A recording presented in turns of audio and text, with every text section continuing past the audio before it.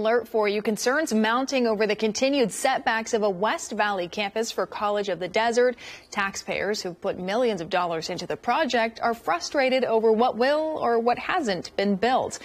And they still want to know when these projects will be completed. Now, tonight, COD officials held a virtual forum to not only break down this process, but to also hear what the community has to say. Our Tali Latoy has the story.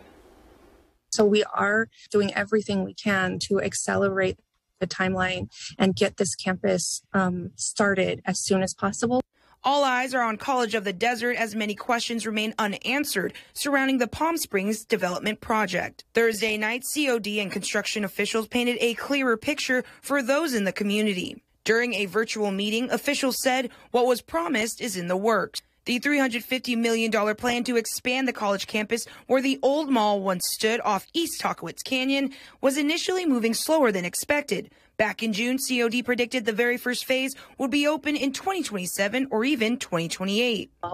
And I'd like to point out that the timeline that we are presenting this evening already has been accelerated from our previous projections. The project is in its pre-design phase, but the finish date of this phase is now slated for August or the end of 2026. Officials even detailed what the campus would include: administrative offices, student health center, and a variety of programs like a radio station, media studio, and they're aiming to make the entire design more appealing. And we are working on keeping the appearance better than it has been.